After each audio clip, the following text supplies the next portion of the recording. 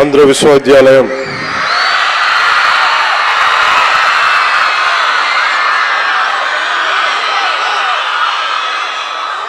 నేను యువతని ఎందుకు ఇంత బలంగా నమ్ముతాను, ప్రేమిస్తానంటే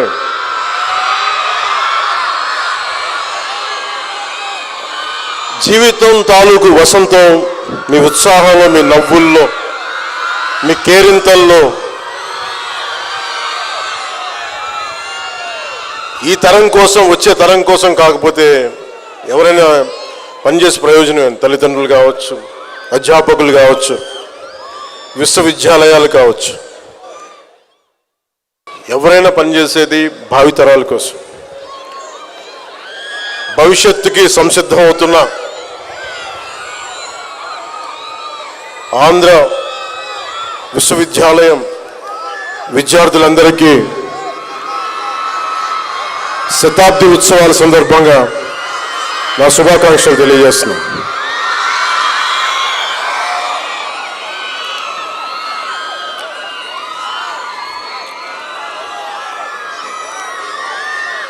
నన్ను 100 సంవత్సరాలు ఆంధ్ర విశ్వవిద్యాలయం శతాబ్ది ఉత్సవాలకి, ముగింపు వేడుకలకి, ఈ కల్చరల్ ఫెస్టివల్కి నన్ను ముఖ్య అతిథిగా పిలిచినందుకు మనస్ఫూర్తిగా vice chancellor Andhra university professor Rajasekhar గారికి మనస్ఫూర్తిగా నా ధన్యవాదాలు తెలియజేస్తాను. ప్రొఫెసర్ విజయమోహన్ గారు program coordinator, AU mega cultural festival, అలాగే వంశీకృష్ణ యాదవ్ గారికి, ఆనరబుల్ ఎమ్మెల్యే విశాఖపట్నం సౌత్, ఇక్కడ ఆసీనులైన పంచకల్ల రమేష్ బాబు గారికి, సుందరపు విజయ్ కుమార్ గారికి, ప్రణవ్ గోపాల్ గారికి, అభిషేక్ కిషోర్ గారికి, ప్రొఫెసర్ శరత్ కుమార్ గారికి, తేజ్ భారత్ గారికి, ప్రొఫెసర్ విజయమోహన్ గారు, ప్రొఫెసర్ రాంబాబు గారు రిజిస్ట్రార్, ప్రొఫెసర్ పులిపాటి కింగ్ గారు, ప్రొఫెసర్ పల్లవి గారు, ప్రొఫెసర్ యుగంధర్ గారు, ప్రొఫెసర్ ఆశా ఇమాన్యుల్ రాజ్ గారికి నా హృదయపూర్వక ధన్యవాదాలు. నన్ను ఈ కార్యక్రమంలో భాగస్వామ్యం చేస్తుంది. ఆంధ్ర విశ్వకళా పరిషత్ ఈ లోగో చూస్తున్నప్పుడల్లా నేను అడిగాను, ఈ లోగో ఏంటి అంటే, నేను ఫస్ట్ టైం విశ్వవిద్యాలయంగా చూసాం కానీ ఇప్పుడు రోడ్ల మీద వెళ్తున్నప్పుడు అంత పరిషత్ కనిపించదు. ఫస్ట్ టైం మన ఆంధ్ర విశ్వకళా పరిషత్ లోగో చూస్తుంటే దీని అర్థం ఏంటి అని మొత్తం అడుగుతూ ఉంటే,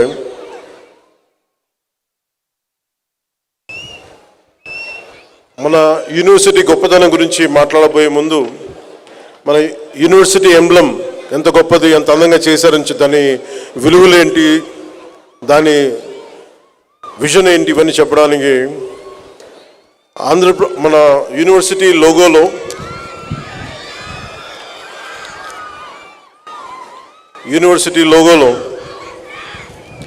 the rising sun represents the university itself, while its radiating rays symbolizes the various faculties of study spreading knowledge. The lotus signifies the divine seed of goddess Lakshmi and Saraswati, representing growth and wisdom. The swastika depicts the vast and endless realm of knowledge.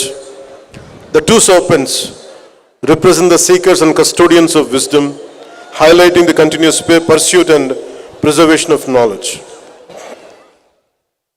ఇది చదివిన తర్వాత నాకు మీలాంటి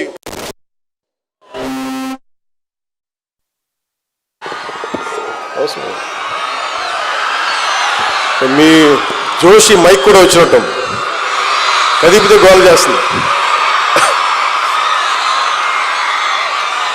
మనం మాట్లాడుకున్నాం,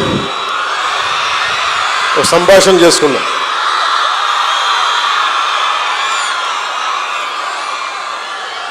అంటే ఇంత మీ ప్రేమ, మీ అభిమానం ఒకళ్ళు కోరుకుంటే రావి. నన్ను ఎవరైనా సరే ఒక ఫంక్షన్కి పిలుస్తున్నా, ముఖ్యంగా విద్యార్థులు ఉన్న చోటికి నన్ను రమ్మంటే చాలా ఆలోచిస్తాను. ఎందుకు ఆలోచిస్తానంటే వీళ్ళ మనసులో యక్ష ప్రశ్నలు ఉంటాయి. నా ఇచ్చి ఏం మాట్లాడతాడు, ఏం బిగుతాడు, ఏం చూస్తారనుకో, ఏం మాట్లాడతావు చెప్పు మాకు. నేను అందుకనే సినిమా ఫంక్షన్స్లో కావచ్చు చాలా తక్కువ మాట్లాడడానికి ప్రయత్నం చేస్తాను. అది జీవితం మాట్లాడకుండా ఉండాలని ఎంత ప్రయత్నం చేసినా జీవితం నన్ను లక్షల మంది జనం మధ్యలో పెట్టేసింది. విద్యార్థుల నుంచి పారిపోదాం, వాళ్ళు వేసే ప్రశ్నలకి, వాళ్ళు లేవనెత్తే సందేహాలకి, ప్రశ్నలకి మన దగ్గర సమాధానాలు ఉండవు. ఎందుకంటే చాలా ప్యూరెస్ట్ ఫామ్లో ఉంటారు విద్యార్థులు. ఒక ట్యాబ్లో రాసాలి, క్లీన్ స్లేట్. వాళ్ళు ఏదైనా ప్రశ్న అడిగారంటే మనసులో ఏం ఉండదు, చాలా అసలు గుండె లోతులోంచి అడుగుతారు. వయసు వచ్చే కొద్దీ మన దగ్గర సమాధానాలు ఉండవు. అందుకని 10 మంది విద్యార్థులకి నేను ఆలోచిస్తాను. అలాంటిది ఇన్ని వేల మంది విద్యార్థుల మధ్య వచ్చి మాట్లాడాలంటే ఇది ఎంత సాహసం.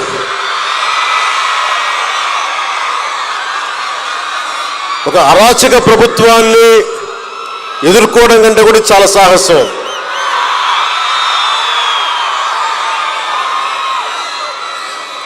Books are the training weights of our mind అంట. అలాంటిది పొద్దున్న లేస్తే పుస్తకాలతో కుస్తీ పట్టే మీతోటి ఒక మాట మాట్లాడాలి అంటే ఎంత ఆలోచించాలి. సో నేను మీ దగ్గర, యువత దగ్గర, విద్యార్థుల దగ్గర నేను తెలివితేటలు వాడు, మనసే వాడతాను.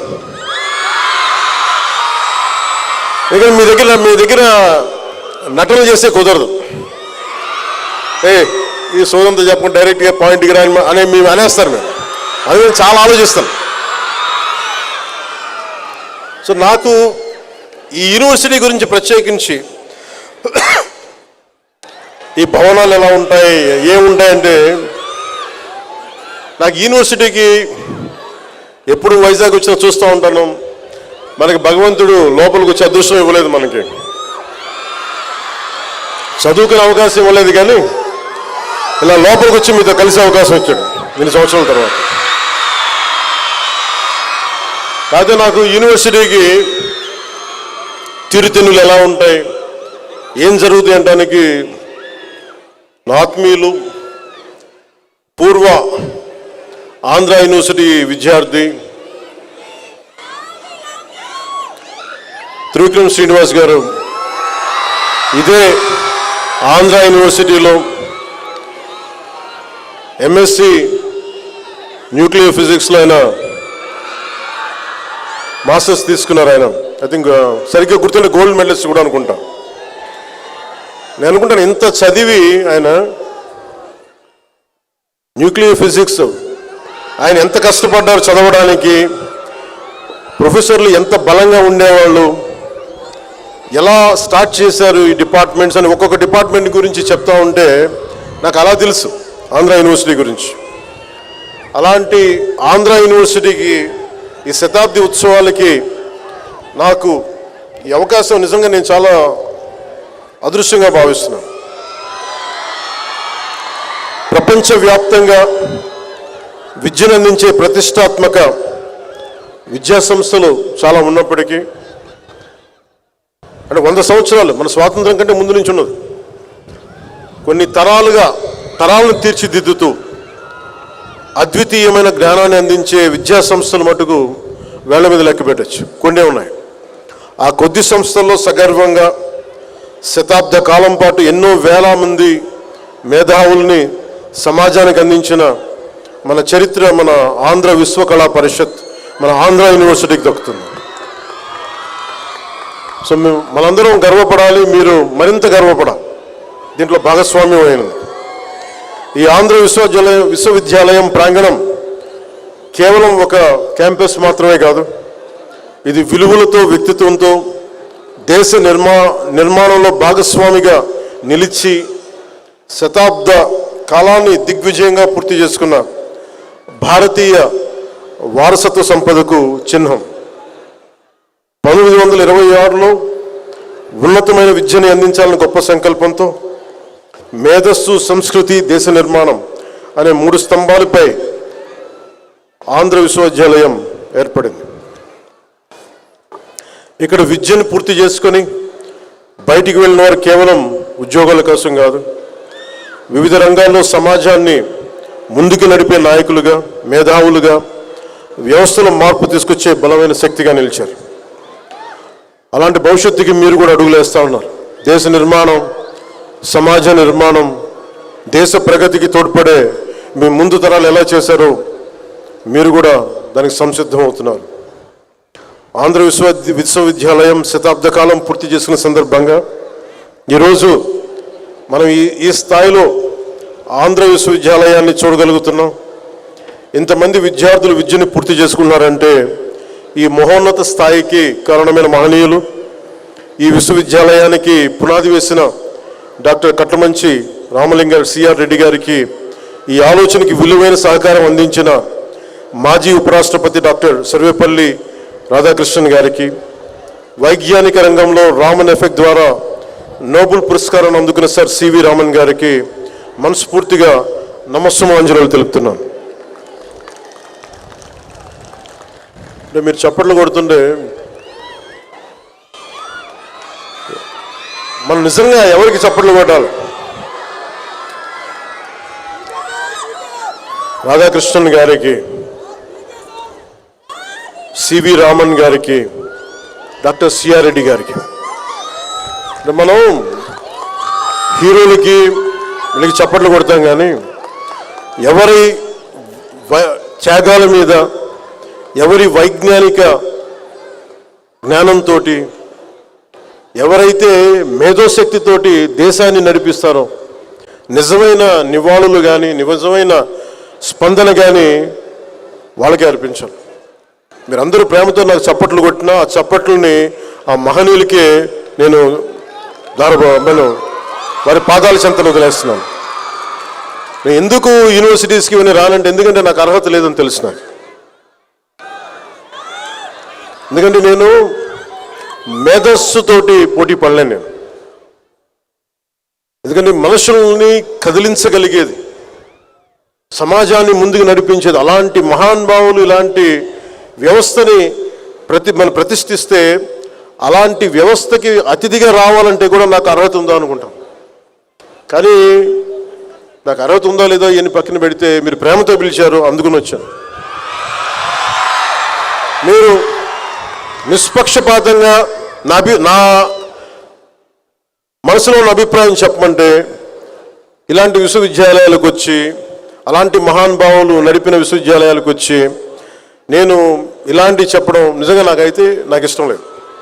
కానీ ప్రేమ అంటే ఒకసారి మీతో పంచుకుంటే ఇది తెలుస్తుంది మీకు. ఒకసారి నేను ఎందుకు చెప్పడానికి వచ్చానంటే, చప్పట్లు కొట్టాల్సింది నాకు కాదు, మహానుభావులు చప్పట్లు కొట్టాను చెప్పడానికైనా ఇలాంటి సందర్భాన్ని వాడుకోవచ్చని వచ్చాను. ఆంధ్ర విశ్వవిద్యాలయం శతాబ్ద కాలం ఈ ఆంధ్ర విశ్వకళా పరిషత్లో చదివిన ఎంతోమంది చరిత్రలో నిలిచారు. ఇదే విశ్వవిద్యాలయంలో విద్యాభ్యాసం చేసిన ఉపరాష్ట్రపతి గారు ఉన్నారు.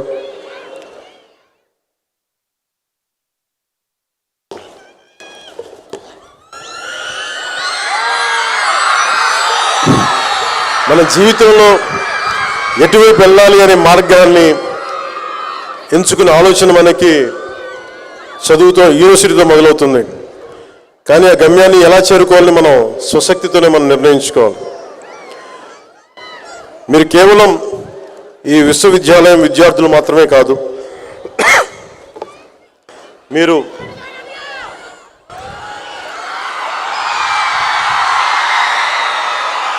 మీ చల్లని మాట చాలు వచ్చే దగ్గు ఆగిపోతుంది. మీరు కేవలం విశ్వవిద్యాలయం విద్యార్థులు మాత్రమే కాదు, మీరు ఈ విశ్వవిద్యాలయం భవిష్యత్తు. మీరు ఇక్కడ గడిపే సంవత్సరాల్లో మీ జీవితంలో ముఖ్యమైన క్షణాలు, మీ ఆలోచనలు తీర్చిదిద్దే అద్భుతమైన క్షణాలు. దేశ భవిష్యత్తుకు మీరే నావికులు. మీ విలువల్ని నిర్మించే క్షణాలు, మీ దిశని నిర్ణయించే క్షణాలు ఇవి. విద్య అంటే పుస్తకాల్లో ఉన్న జ్ఞానం మాత్రమే కాదు, సమస్యల్ని ఎదుర్కోగలిగే ధైర్యం, సరైన నిర్ణయాలు తీసుకునే వివేకం, సమాజానికి ఉపయోగపడే బాధ్యత. సౌత్ ఆఫ్రికా ప్రెసిడెంట్గా చేసి అపార్థైడ్ మీద యుద్ధమే చేసి కొన్ని దశాబ్దాలు చేసిన నెల్సన్ మండేలా గారి మాటల్ని ఒకసారి మీకు గుర్తు చేస్తున్నాను. ప్రపంచాన్ని మార్చగల అత్యంత శక్తివంతమైన ఆయుధం ఉందండి, అది విద్య. కాబట్టి మీ లక్ష్యం కేవలం ప్రతిభ కాదు, మీ ధ్యేయం సమాజ సేవ కూడా కావాలి. మీ జ్ఞానం మీకోసం మాత్రమే కాకుండా మీ అరుపులు కేకలు అన్నీ కూడా, మీ ఉత్సాహం సమాజానికి దేశానికి ఉపయోగపడాలి. ఈరోజు ప్రపంచ స్థాయిలో భారతదేశం ఒక బలమైన దేశంగా నిలిచింది. గౌరవ ప్రధానమంత్రి శ్రీ నరేంద్ర మోదీ గారి నాయకత్వంలో Atmanirbhar Bharat, make in India, Viksit Bharat 2047 వంటి కార్యక్రమాలు భారతదేశాన్ని స్వయం సమృద్ధి వైపు తీసుకెళ్తా ఉన్నాయి. రాష్ట్రంలో కూడా education, empowerment, youth, innovation, opportunities అన్న ఆలోచనలతోటి ముఖ్యమంత్రి శ్రీ నారా చంద్రబాబు నాయుడు గారి నాయకత్వంలో అన్ని ముందుకెళ్తా ఉంది రాష్ట్రం. రాష్ట్రం పునర్నిర్మాణంలో యువతని భాగస్వామ్యం చేసే దిశగా ఈ రాష్ట్ర ప్రభుత్వం అడుగులు వేస్తూ ఉంది. ఈ మార్పుని సాధించగలిగేవారు, మన మధ్యలో నిలబడి ఉన్నవారు మీరే. మార్పు తీసుకొచ్చేది యువత మాత్రమే. దేశ భవిష్యత్తు, మన భవిష్యత్తుని పరిస్థితులు నిర్ణయించు, మన ఆలోచనలు నిర్ణయిస్తాయి, మీ విలువలు నిర్ణయిస్తాయి, మీ చర్యలు నిర్ణయిస్తాయి.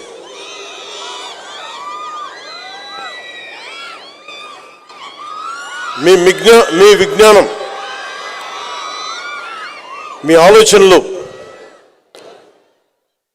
ఇవన్నీ కూడా ఒక పరిష్కార మార్గాలుగా రూపాంతరం చెందాలి. మీ కృషి సమాజానికి ఉపయోగపడే అర్థవంతమైన మార్పు కావాలి. Your knowledge must translate into innovation, your ideals into solutions, your efforts into meaningful change that will benefit our larger society and our country. Dream with conviction, work with dedication, lead with integrity. బలమైన నమ్మకంతో కలలు కనండి. కలలు కను నీ కలల్ని తొక్కుతూ నడుస్తున్న కాళ్ళని ఖండించే వరకు కలలు కనండి. Don't stop dreaming. అందుకని బలమైన కలలు కనండి. నిరంతర కృషితోటి మీరు ముందుకు సాగండి. నిబద్ధతతోటి మీరు నాయకత్వం వహించండి. ఈ ఒక్క 4 మాటలు చెప్పి నేను ముగిస్తాను. ఇది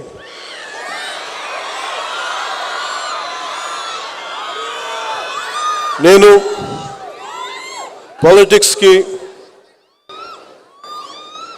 పాలిటిక్స్కి నేను మెయిన్గా రావడానికి ఒకటి నన్ను తీసుకొచ్చింది, భావితరం. ఎందుకంటే చరిత్ర చదువుకుంటున్నప్పుడల్లా చాలాసార్లు నేను భగత్ సింగ్ త్యాగం గురించి చెప్తా ఉంటాను. అతని ఫిలాసఫీ కానీ, ఒక భగత్ సింగే కాదు, ఎంతమంది మహానుభావులు చిన్న వయసులో చనిపోతే వాళ్ళ చావులు దేనికి వచ్చినాయి, ఎందుకు చనిపోయారు, ఏ త్యాగాల కోసం చనిపోయారు, ఒకసారి చదివినప్పుడల్లా, ఉదాహరణకి ఫ్రీడమ్ ఎట్ మిడ్ నైట్ అనే పుస్తకం చదివితే ఎందుకు దేశ విభజన జరిగినప్పుడు ఎలా జరిగింది, ఎంతమంది చనిపోయారు, ఎన్ని లక్షల మంది చనిపోయారు, ఎన్ని కోట్ల మంది నిరాశ్రులయ్యారు, ఇవన్నీ చదువుతున్నప్పుడల్లా స్వార్థంగా బతకలేం నిజంగా గుండెలోకి తీసుకుంటే. చదివిన చదువు వృధా కాదు. ఇప్పుడు నేను యూనివర్సిటీలకి వెళ్ళలేదు, కానీ యూనివర్సిటీలకి వెళ్ళిన పిహెచ్డి విద్యార్థులా చదువుతాను నేను కూడా ఎప్పుడు రోజు. అంటే నేను ఏం నమ్ముతానంటే పాపులారిటీ ఉండొచ్చు, కానీ పుస్తకాలని చదివి ఆ జ్ఞానాన్ని అనుభవ రూపంలో తీసుకొచ్చి అది ఒక విజ్డమ్గా మారకపోతే మటుకు మనకి లోతుపాతులు అర్థం కావు. నాకు మంచిగా జరిగింది అనుకుంటా, నేను రెగ్యులర్ కన్వెన్షనల్ ఎడ్యుకేషన్ లేకపోవడం వల్ల నాకు భయాలు లేవు. నేను అందుకనే చాలా బాధ్యతగా నేను ఒకటే అనుకున్నా, నా ఆఖరి శ్వాస వరకు భావితరాల కోసం నేను పనిచేయాలి. ఒక సినిమా చేసిన ఎందుకంటే నిన్న శృంగేరి మఠాధిపతి ఏదో స్పీచ్ చూస్తూ ఉన్నాను. నేను చూస్తూ ఉంటే ఆయన అన్నది, ఆయన మాటల్లోనే, ఏ మనిషి కూడా సంపూర్ణమైన వ్యక్తిత్వం మనకు సంపూర్ణంగా ఉండడు, మనకు నచ్చేలా ఉండడు. అంటే కంప్లీట్ అంటే 100% గుడ్ అనే పదం ఎక్కడ ఉండదు ఏ వ్యక్తిలో కూడా. కొన్ని మంచి గుణాలు ఉంటాయి, కొన్ని మనకి నచ్చని గుణాలు ఉంటాయి. ఆయన అన్నది ఏంటంటే,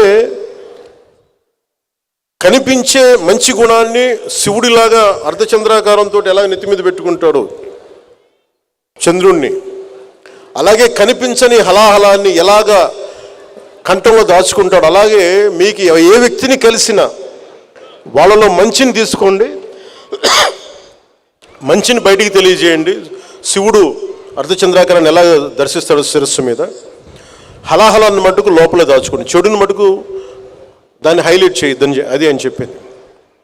సో నేను తీసుకుంది, అందరూ నాకు నచ్చే మనుషులు ఉండరు, నచ్చే గుణాలను తీసుకుంటాను, నచ్చని గుణాలను వదిలేస్తాను. అలాగే మీరు భవిష్యత్తులో రేపొద్దున యూనివర్సిటీ నుంచి బయటికి వెళ్ళేటప్పుడు గో విత్ వన్ కమిట్మెంట్. మీకోసం ఇంతమంది ట్యాక్స్ పేయర్స్ మనీ, ఇది కొన్ని కోట్ల మంది ట్యాక్స్ పేయర్స్ మనీ, ఇది మనకి యూనివర్సిటీకి వెళ్తే ఈజీగా అన్నీ జరిగిపోతాయి అనుకుంటే మనం కట్టే ఫీజులు తక్కువైనా కానీ ప్రభుత్వం ఖర్చు పెట్టే చాలా ఎక్కువ.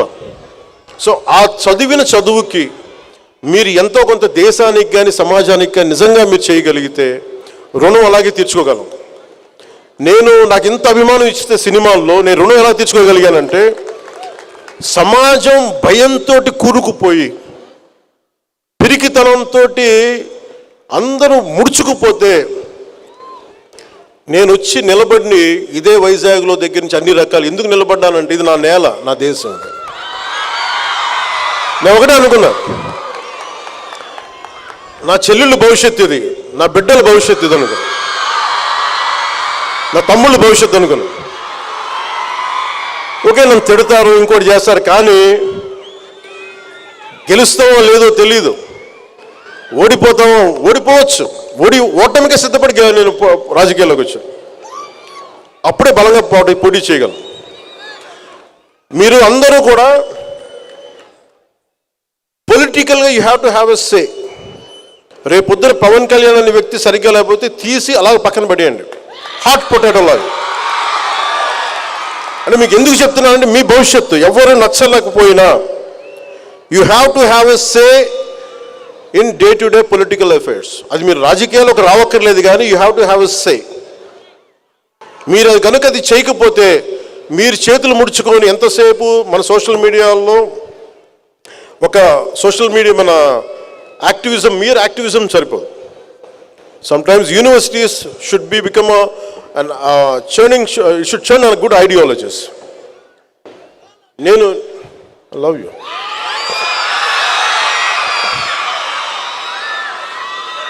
అంటే అలాగే మీరు ఐడియాలజీస్ని ఎంప్రెస్ చేసుకునేటప్పుడు మీకు నచ్చిన వ్యక్తి నాలాంటోడు చెప్పినా కానీ, లేదా ఒక కార్ల్ మార్క్స్ చెప్పినా కానీ, ఏ గొప్ప ఐడియాలజీ మీరు చెప్పినా కానీ, you put it to test.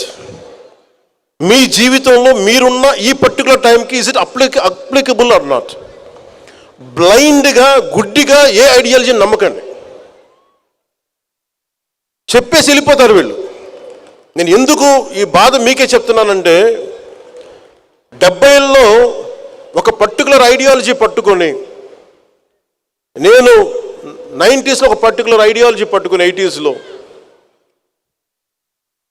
ఒక బ్యాలెన్స్ లేని ఐడియాలజీస్ని పెట్టుకుంటే ఏం జరుగుద్ది అంటే, ఎంతమంది ఆ మాటలు విని అడవుల్లోకి వెళ్ళి చచ్చిపోయారో నాకు నిజంగా బాధ కలిగింది.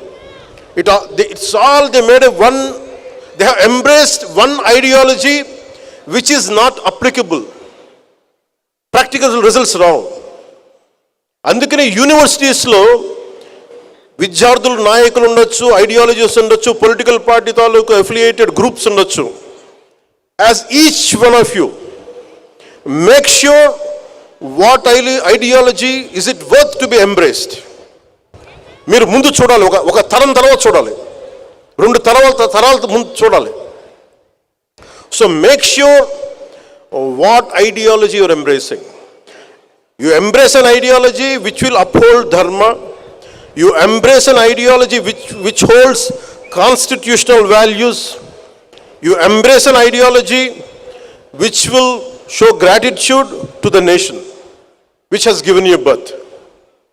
ఇవి ఏది ఫుల్ఫిల్ కాకపోయినా దాంట్లో there is a shortage in that ideology. There is a shortfall. అందుకని మీరు ఎంబ్రేస్ చేసుకునేటప్పుడు ఐడియాలజీని చాలామంది ప్రభావితం అయిపోతారు. మీరు చాలా ప్రభావితమైన వయసు ఇది. నా అలాంటి వాడు చెప్తే టక్మని నమ్మేస్తారు. You have to put me for test. నేను 25 సంవత్సరాలు ఎందుకు ఉంటాను రాజకీయాలని చెప్తున్నానంటే I like to be tested. నిలబడాలి కదా. ఒకడు వచ్చి చేతులు ఒప్పుకుంటా వచ్చేసే కుదరదు. అట్లా నువ్వు నిలబడాలి, నలగాలి. నేను ఇదే మాటలు 2014లో చెప్పేవాడిని కాదు, 2025కి చెప్తున్నా. నలిగి మాట్లాడుతున్నా, దెబ్బ తిని మాట్లాడుతున్నా. అలాగే లైఫ్ టైం, జీవితకాలం మీరు ప్రతి ఐడియాలజీని మీరు టెస్ట్ చేయాలి. Your thinking minds, your capable minds. అందుకని మీరు every ideology go beyond communities, go beyond caste. మన అన్ని సోషల్ నార్మ్స్ తీసేయలేం, కానీ when it comes to common minimum programme కింద you look out for humanity, look out for the well being of the nation, look for the integrity of society. ఇవన్నీ ఆలోచించి దాంతోపాటు మీరు బంగారు భవిష్యత్తు మీకు ఉండాలి మనస్ఫూర్తిగా. ఎందుకంటే it all needs one right mind. మీలో ఎంత శక్తి ఉందో మీకు తెలియదు. ఒక్కొక్కరు మీ గురించి మీకు తెలియదు. మీలో ఉన్నది ఒక న్యూక్లియర్ ఎనర్జీ, మీది విస్ఫోటన ఉంటుంది మీలో. అది మీరు ట్యాప్ చేయగలగాలి. ఎంత అమేజింగ్ పొటెన్షియాలిటీ ఉంటుందంటే నాలాంటి ఒకటి చేయగలిగాడు. ఎప్పుడో ఒక 30-40 years బ్యాక్ నేను అనుకునేవాడిని, కలలు కానివాడిని, నాకు ఇలా చేయాలి అంటే it all needs one thought. ఎప్పుడైతే యద్భావం తద్భవతి అనే ఒక భావాన్ని మీరు పెట్టుకుంటారో, ఒక భావాన్ని నమ్ముతారో, దట్ భావ becomes Mantra, that Mantra becomes Sadhana, that Sadhana will give you results. ఎప్పుడు మీరు ఏదైనా సరే, గుడ్ బ్యాడ్, ఏదైతే మీరు బలంగా పట్టుకుంటారో మీకు అదే ఇస్తుంది. సో అలాంటి అద్భుతంగా ఒక బలమైన ఆలోచనలతోటి, ఒక నిర్దిష్టమైన ఆలోచనలతోటి దేశానికి ఉపయోగపడేది, మీకు ఉపయోగపడేది, మీ తల్లిదండ్రుల్ని గర్వంగా మీ వైపు మీ గురించి చెప్పుకునేలాగా, మీ స్నేహితులందరూ గర్వపడేలా చెప్పుకునే భావజాలాన్ని, చదువుల్ని చదివి మీరు మన దేశానికి, సమాజానికి మీకు ఎంతో ఉపయోగపడాలని మనస్ఫూర్తిగా కోరుకుంటూ, మీకు ఇలాంటి అవకాశాలు ఇచ్చిన ఆంధ్ర యూనివర్సిటీని, ఈ ఆంధ్ర యూనివర్సిటీ జ్ఞానదీపంగా నిరంతరం ప్రకాశిస్తూ నిలవాలి. మీరు ప్రతి ఒక్కరూ ఒక బాధ్యత గల భారత పౌరులుగా, దూరదృష్టి గల నాయకులు అంటే not just political leaders at every role, every domain ఎదగాలని ఆశిస్తూ, మీరు అద్భుతమైన విజయాలను సాధించాలని ఆశిస్తూ, మీ అందరికీ నా హృదయపూర్వక శుభాకాంక్షలు. జై భారత్, జై హింద్.